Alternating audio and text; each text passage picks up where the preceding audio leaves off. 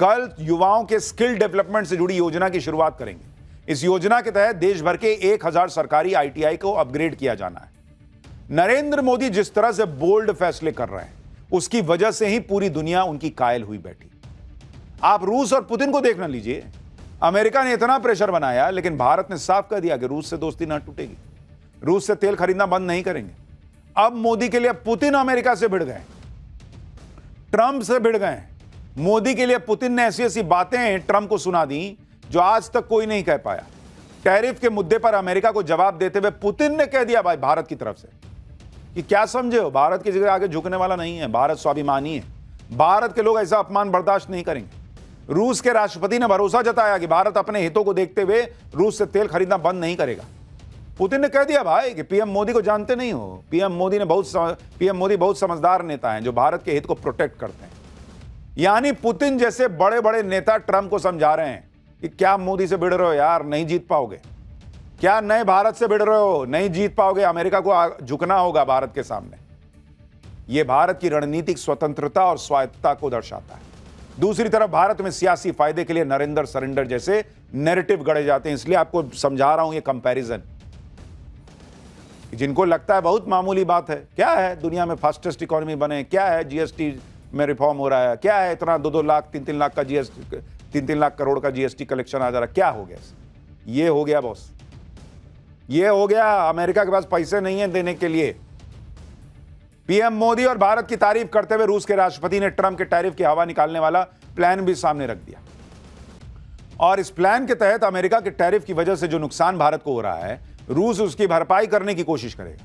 रूस भारत के साथ अपने ट्रेड इंबैलेंस को ठीक करेगा। दरअसल भारत रूस से बड़ी तादाद में क्रूड ऑयल खरीद रहा है, हथियार भी खरीदता है, लेकिन भारत बदले में रूस को उतना एक्सपोर्ट तो करता नहीं है, जिस वजह से दोनों देशों में ट्रेड डिफरेंस होता है।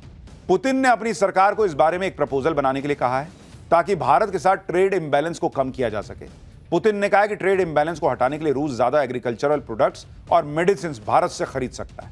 पुतिन ने बेलारूस का उदाहरण देते हुए कहा कि भारत के साथ रूस का ट्रेड टर्नओवर $63 बिलियन है और बेलारूस के साथ $50 बिलियन, जबकि भारत की जनसंख्या 150 करोड़ है और बेलारूस की 1 करोड़।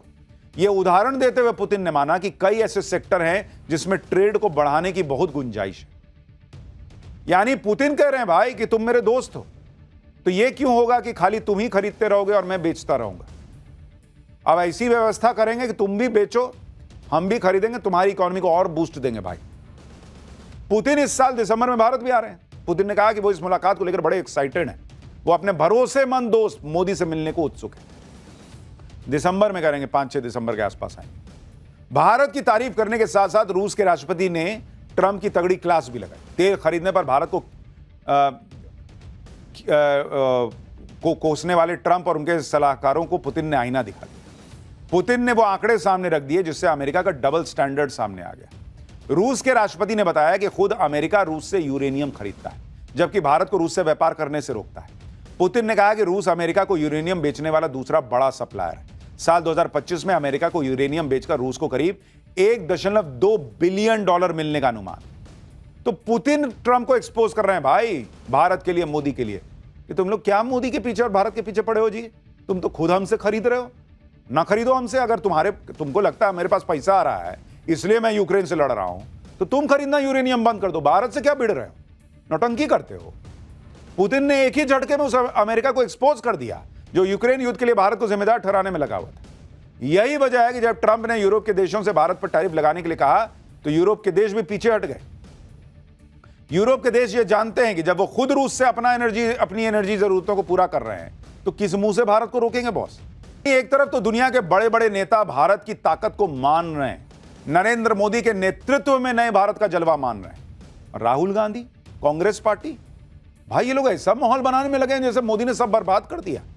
राहुल गांधी एक बार फिर विदेश चले गए और हर बार की तरह इस बार भी विदेश जाकर ऐसे ऐसे बयान दे रहे हैं जिससे यहां हंगामा मचा हुआ है। राहुल गांधी ने कोलंबिया में एक यूनिवर्सिटी के कार्यक्रम में कहा कि भारत में लोकतंत्र पर हमले हो रहे हैं, लगातार लोकतंत्र को खत्म करने की कोशिश की जा रही है। भारत में राहुल गांधी कहते हैं कि लोकतंत्र बचाने की जिम्मेदारी उनकी नहीं है, विदेश जाकर कहते हैं कि लोकतंत्र पर हमले हो रहे हैं।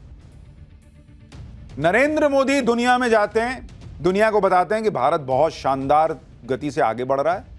आइए आप भी इस गति में जुड़ जाइए हमारे साथ। भारत को आगे ले जाने में हम आगे पूरा पूरा दम लगा रहे हैं। आप भी आइए और भारत में निवेश कीजिए। राहुल गांधी विदेश जाते कहते सब बर्बाद हो गया, बस कुछ ना बचा वहां। राहुल गांधी विदेश जाकर इसी तरह के बयान देते हैं। बीजेपी ने राहुल गांधी के इस बयान पर पलटवार किया। बीजेपी कह रही कि कांग्रेस आज देश विरोधी ताकतों का हाथ का खिलौना बनकर रह गई। सुनिए एक बार। बहुत स्पष्ट हो गया है कि कांग्रेस इस समय राष्ट्र विरोधी तत्वों के हाथ का एक खिलौना बनती जा रही है। कांग्रेस का नेतृत्व एक जमाने में इतना परिपक्व था, आज की डेट में उतना ही अपरिपक्व है। कांग्रेस का नेतृत्व एक जमाने में अल्ट्रा लेफ्ट और इन लोगों को यूज करना जानता था, इंदिरा गांधी और पीवी नरसिम्हा राव तक। आज उनके द्वारा यूज होने लगा है। यह सिर्फ कांग्रेस के लिए समस्या नहीं है, आज देश के लिए चिंता का विषय है। राहुल गांधी ने भारत के लोकतंत्र को खतरे में बताया, साथ ही दूसरे खतरों के बारे में भी बात की। राहुल गांधी ने कहा कि भारत में अलग अलग भाषाएं हैं, अलग अलग धर्म हैं, सभी को जगह देनी। भारत में चीन जैसा सिस्टम नहीं लगाया जा सकता है जहां लोगों को दबाया जाता है। ऐसा भारत में करना बहुत खतरनाक होगा। राहुल गांधी को कभी चाइना का मॉडल पसंद आता है, कभी चाइना का मॉडल पसंद नहीं आता है। कह रहे हैं भारत में जो है वो आवाजों को दबाया नहीं जाता। कौन सी आवाज दब रही है बॉस? इस देश में प्रधानमंत्री को मां की गाली स्टेज से दे दी जा रही है। और कितनी आजादी चाहिए लोगों को? हाय हाय मोदी, मर जा मोदी के सड़क पर नारे लग जाते हैं। और कितनी आजादी चाहिए लोगों को? जो सीए आया नहीं, जो एनआरसी आई नहीं थी, उसके लिए सड़क छेक के बैठ गए 2 महीना। बच्चा लोग स्कूल जा रहा है, 4-4 घंटा लग जा रहा है उसको, लोग परेशान हो रहे हैं, एम्बुलेंस नहीं निकल पा रही है। और कितनी चाहिए आजादी भाई? क्या आजादी में चाहिए इन लोगों को? मुझे समझ में नहीं आता है। राहुल गांधी विदेश से ऐसी बयानबाजी को पहली बार कर रहे हैं। जब विदेश जाते हैं इसी तरीके की बात करते हैं और फिर फंस भी जाते हैं। आप देखिए अप्रैल 2025 में अमेरिका के बोस्टन में क्या कह दिए कि चुनाव आयोग कॉम्प्रोमाइज्ड है, इसके सिस्टम में कुछ तो बहुत गलत है। सितंबर 2024 में अमेरिका में बोले कि भारतीय लोकतंत्र पिछले 10 सालों से टूटा हुआ था, अब यह लड़ रहा है।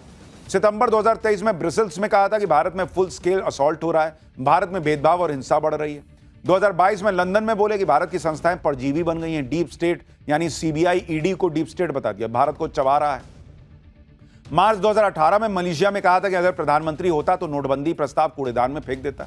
साल 2018 में सिंगापुर में बोले थे कि भारत में डर और नफरत का माहौल है। जनवरी 2018 में बहरीन में बयान दिया कि सरकार समुदायों के बीच नफरत फैलाने में जुटी हुई है। यानी इनके हिसाब से यही चल ही रहा है पिछले 10 साल से। तो चल रहा है तो सब कैसे नरेंद्र मोदी को जिता दे रहे हैं?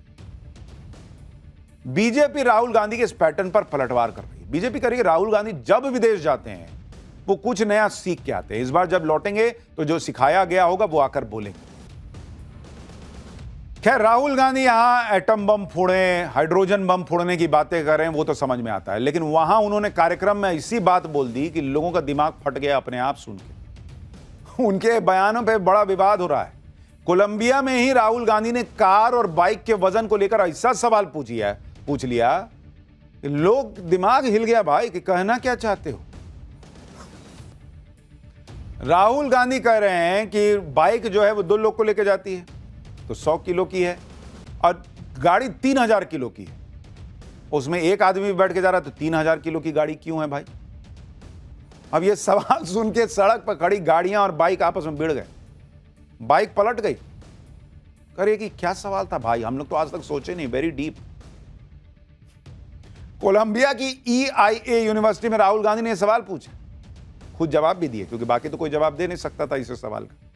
राहुल गांधी ने बताया कि कार भारी और बाइक हल्की इसलिए होती है क्योंकि दोनों के इंजन में फर्क है। जब एक्सीडेंट होता है तो बाइक का इंजन अलग हो जाता है, जबकि एक्सीडेंट होने पर कार का इंजन कार के अंदर घुस जाता है और पैसेंजर को मार डालता है। गहरी सांस लेनी पड़ती है सब समझने के लिए, फिर भी समझ में नहीं आता है। क्या समझाना चाह रहे थे वही जानते हैं। राहुल गांधी के ऐसे बयान को सुनकर बीजेपी भी चुटकी ले रही। बीजेपी कह रही कि राहुल गांधी के मैकेनिकल इंजीनियरिंग के इस ज्ञान से बड़ी बड़ी कार निर्माता कंपनियों के इंजीनियर छाती पीट रहे होंगे। राहुल गांधी कह रहे हैं कि बाइक जो है ना, जैसे एक्सीडेंट होता है इंजन अलग हो जाता है, इंजन आपको नहीं मार पाता। अरे इंजन क्या मारेगा बॉस? सड़क पे लदबदा के गिर जाइएगा, माथा फट जाएगा, आप खुद ही मर जाइएगा, इंजन क्या मारेगा? क्या बोलते हैं भाई? राहुल गांधी खुद ऐसे मौके देते हैं जिसका बीजेपी फिर फायदा उठाती है। कोलंबिया से राहुल गांधी की एक तस्वीर भी शेयर की। इस तस्वीर में राहुल गांधी ने भारतीय कंपनी की बाइक दिखाई। राहुल गांधी ने लिखा कि बजाज, हीरो और टीवीएस को कोलंबिया में इतना अच्छा प्रदर्शन करते देखकर गर्व हो रहा है।